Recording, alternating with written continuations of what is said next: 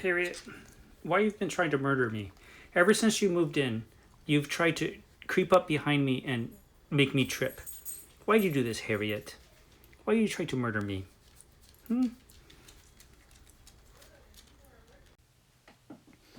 Hello, my friends, hello, and welcome once again to Stately Vaughan Manor, where Roger and I have returned to talk about my weekend reading report. It's that time of the week where I talk about all the stuff that I read last week. So let's get into it. What did I read last week? First, though, I've been getting some comments saying that my videos recently have been bombarded with annoying ads. Like more than usual, I think. These ads are not coming from me. So I'm not monetized. So any ads that you see on this channel, YouTube is putting them on there. And I can't see them because I've got YouTube Premium. And so are there more ads than usual on my channel lately? I think maybe once you have like a certain number of subscribers or watch hours or something, YouTube will just stick a bunch of ads on your channel whether you like it or not, unfortunately. And I've resisted becoming monetized because, you know, I'm not here to make money, really. I'm just here to talk about books for fun. But if they're just going to stick a ton of annoying ads on my channel, maybe if I'm monetized, I'll be able to control that and make it less annoying. I don't know. It's something I got to think about. But I don't want to fill out tax forms. See, that's the thing. You know, I don't want to do that. And I don't even own a laptop. Can I be monetized if I don't have a laptop? I just use my ancient iPhone for this channel. I mean, this channel is pretty low budget. So it's something to think about. Anyway, let me know. Let me know your thoughts about that because, I don't know. I have to think about it. Anyway, let's talk about what I'm actually here for, which is to talk about the books I read last week, including this fantastic book. This is Edgar Rice Burroughs' The Son of Tarzan. This is the fourth Tarzan novel featuring the Son of Tarzan. So this was a point in the Tarzan series, early on in the series. This went over 20 books, this series. But at this point, Edgar Rice Burroughs wasn't really sure how to continue this series. And so he did what he had done with the Mars series, in that he just took the main protagonist and then switched over to the protagonist's son and made that the hero of the story. So we have The Son of Tarzan, about young John Clayton, the future Lord Greystoke. Now, in London, young Greystoke meets Akut, who is an ape, who is there performing in a circus.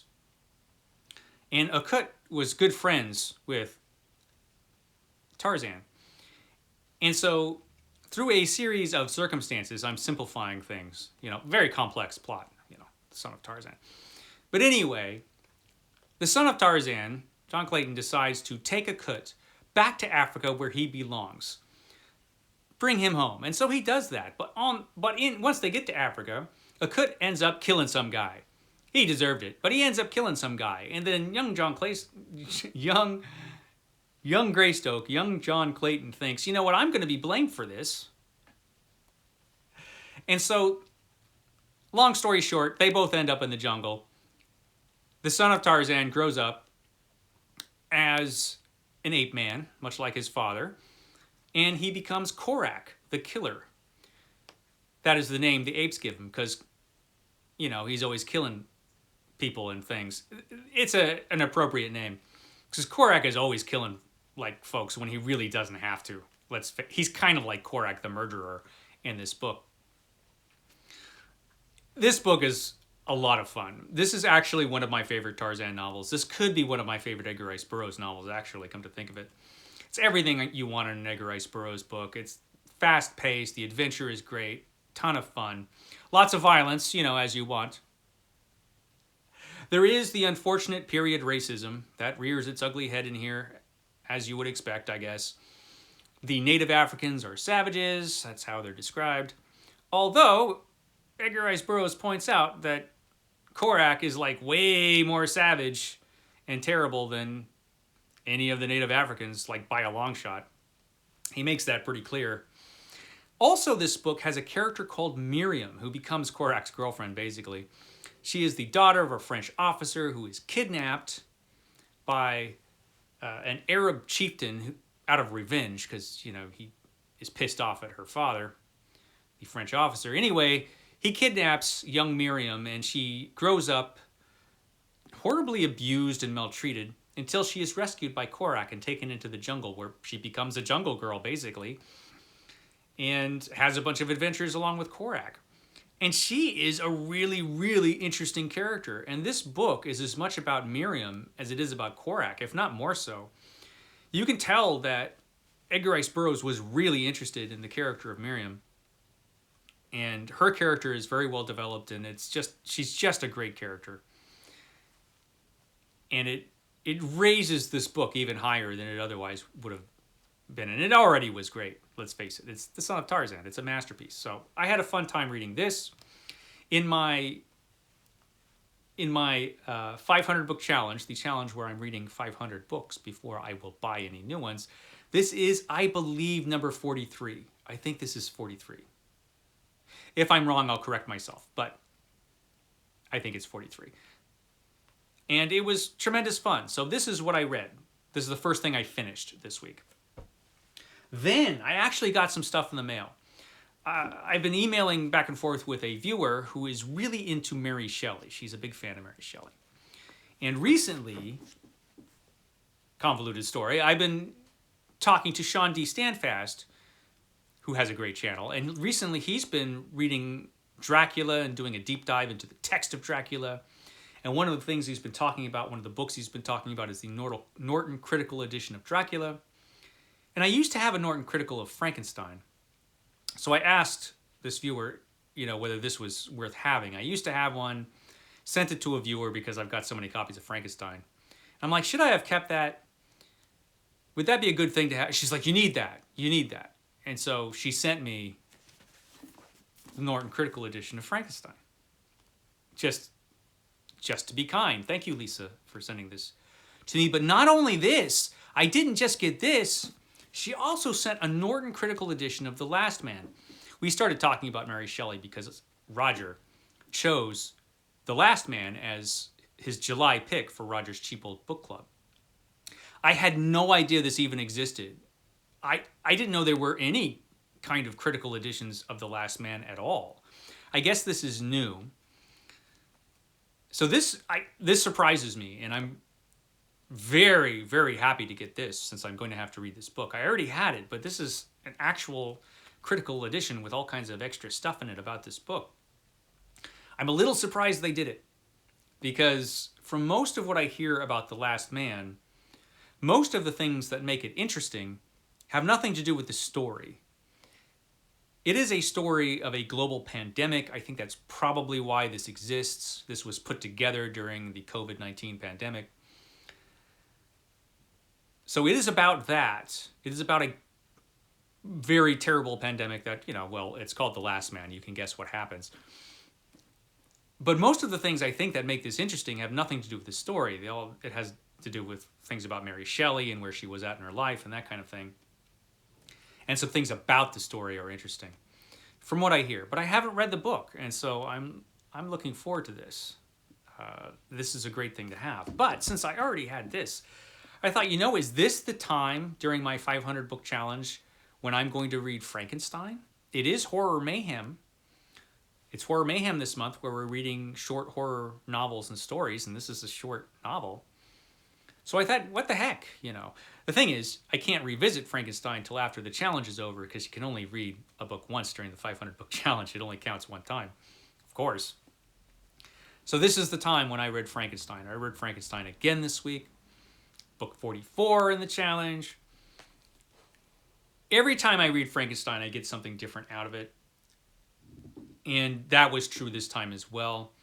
Interestingly, this time reading it, I sympathized much more with Victor Frankenstein than I had in the past. He's kind of like, out of classic horror literature, Victor Frankenstein is like the deadbeat dad, you know. he created his monster, then just abandoned him. And, you know, that caused all kinds of future horror and misery for him and the monster. This time, I was much more sympathetic. I mean, when he put together the monster, it's pretty clear. This is the 1818 text, by the way, which is the superior text, I think. It's pretty clear that by the time Frankenstein made the monster, like that night when he actually did it, he was feverish and delusional, and he was pretty much out of his head by this point. Which kind of, it doesn't absolve him from his decisions here, but it does make you a little bit more sympathetic. It's a little bit more understanding when you look at it in that way. However, you know, he does pretty much run out on the monster, literally. And the monster is left to fend for himself. Now, the monster becomes very, very terrible and does horrible things. And I found myself also being much more critical of the monster. Usually, I'm very sympathetic to this character. But the things he does is pretty much, I mean, it's unforgivable stuff that he's doing, this monster. I mean, killing kids and stuff. That's pretty bad. So, grim book. 1818 text is a good choice, and they do have a great table in here where it shows you the differences between the text, the 1818 and the 31 text. The 31 text is interesting, but it is a case where you have an older person, Mary Shelley when she was older, and had a very different worldview, revising a text that she wrote when she was a very different person. She was much younger and more romantic when she wrote Frankenstein. And when she was older going over it, she had suffered just horrible loss. She was a bit more grim and fatalistic. And that attitude kind of goes against the attitude she had when she wrote the 1818 text. So the 1818 text as a story just works better, although both versions are interesting. So I read Frankenstein, and it was awesome. That was book 44. So I decided, that was for Horror Mayhem, of course. I decided one of the projects I need to get back to is my vintage science fiction project. So I decided to pick up a vintage science fiction book. And that was this, City at World's End by Edmund Hamilton. The great pulpy sci-fi writer Edmund Hamilton, who wrote a bunch of really cool pulpy science fiction stuff. He wrote some of those Captain Future pulp magazines. And this was one of his better known, better liked stories. City at World's End. I just started this morning. Probably finish it up tomorrow or the day after, depending on how much time I've got to read. It's short, like a lot of my vintage science fiction books are. It starts off very Twilight Zone, which I appreciate. So this story, it is... What's it about? It's about, in one split second, they were hurled across time into a world a million years away. Basically, you have this small mill town, not just an atomic bomb, but a super atomic bomb explodes above the town, and instead of just destroying everybody, it hurls the whole town into the future. Millions of years in the future, until you get to World's End, long after human beings have either disappeared or gone extinct. I'm not quite sure yet. But the people are gone, and they do find a domed city that is empty. And so it's a really interesting story so far, a lot of fun so far. So yeah, City at World's End. I'm juggling a few different projects now. The main ones are reading every book by Stephen King, Edgar Rice Burroughs Deep Dive, the Vintage Science Fiction Project, where I'm trying to read every vintage science fiction book I own before I die. I know, good luck. And I'm going to be starting another project, which is the Pulp Adventure Project very soon, which is The Shadow and Doc Savage and The Spider and all of those guys. That's going to be fun. Don't start, Rhonda. And of course, I've got all the other books I'm reading, you know, and all the YouTube events and stuff. So a lot going on. Also, there is, of course, my Superman challenge, where I'm reading Superman every day of my life, which is now officially transformed into the world's finest project, where I'm reading both Superman and Batman every day. I figured, Batman's one of my white whales. I need to read more Batman. So I decided, why not? So I've been reading, for Superman, I've been reading Golden Age Superman recently. And this is the first Superman Golden Age omnibus. It's awesome. It's beautiful. All these great Golden Age Superman stories. And they're a lot of fun. It's been a while since I've read Golden Age Superman. And one of the things you really notice right away in this is that Superman commits a lot of crimes. And he's one of the things Superman does is he just straight up destroys property like everywhere if he feels like he should.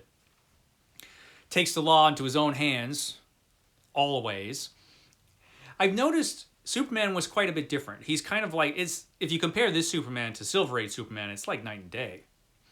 Lois Lane pretty much stays the same. I think she's probably the most consistent character in the Superman stories. I mean, from the first story, she's Lois Lane, Intrepid female reporter, always getting herself into trouble, super brave, does whatever she needs to do to get a story. Lois Lane's awesome, and she was from the start. Superman, though, kind of a criminal. And in one of the stories, he decides there's like this very poor neighborhood, poor people living in these shoddy, terrible buildings. So he decides what he's going to do is he's going to destroy this whole neighborhood. He's just going to tear it down so the government will build new housing. So he goes to the people and says, you know what, you guys better leave because I'm going to tear down your house. And he straight up destroys the whole neighborhood. He just tears it down. Wanton destruction of property. And, of course, everybody's like, he's doing the right thing. It's against the law, but, we applaud him for tearing down this neighborhood. But, of course, this has repercussions. This is actually these Superman stories, like the story following that, is one of the early appearances of the Stan Lee virus. Steve Donoghue's Stan Lee virus. The virus that infected comic books apparently when Stan Lee wrote his 1960s stories. The curse of continuity and real life consequences. So here you have a story where there are real life consequences, because in the sequel to that story, the next issue story, the cops are like, you know what, remember when Superman tore down that neighborhood last issue? Man, that was cool and all what he did, but it's against the law, so there are going to be consequences, and they are. They actually end up hiring this super cop who's actually a total idiot to catch Superman. They don't catch Superman. And that's actually as far as the repercussions go. They're completely ineffectual, and Superman has one bad moment in that story, but that's pretty much it.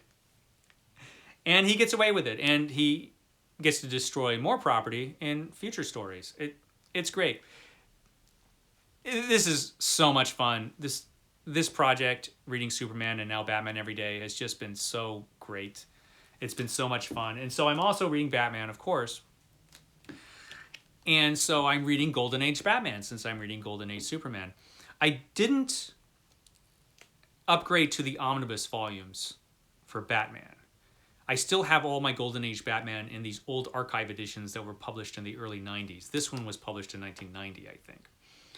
I have Superman as well in that format, but then I just upgraded to the big omnibus for Superman since he's my favorite character.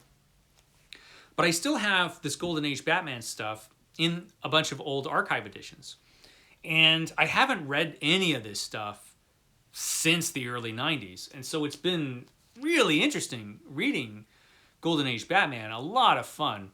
I'm going to be talking more about this on Wednesday for Epic Comic Book Wednesday. That is going to be what Steve and I talk about this Wednesday, Golden Age Batman. But it's been great. And these are just so interesting and cool. This Golden Age Batman stuff, it's really cool. So yeah, Superman, Batman every day. That's been awesome. have gotten a couple of things in the mail, comics-wise.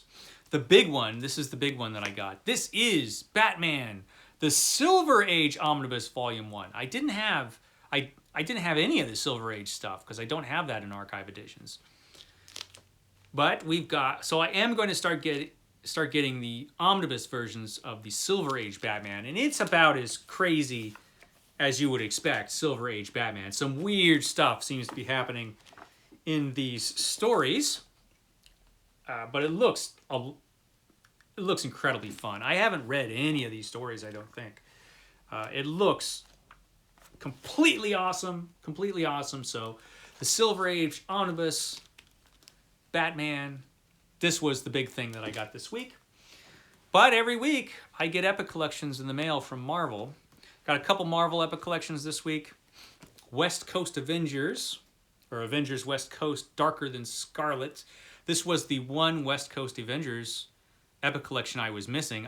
You don't want to be missing an Epic Collection of Avengers West Coast. That would just be awful. So yeah, Volume 5, I've got that now. But this was fun. I got this in the mail too. This is Captain America Fighting Chance. This was towards the end of Mark Gruenwald's... Was it Mark Gruenwald?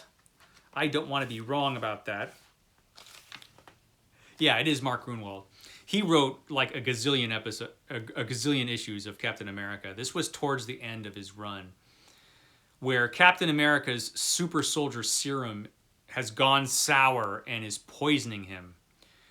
That's how his run ended, basically. There's one more Epic Collection of Gruenwald's stuff, I believe.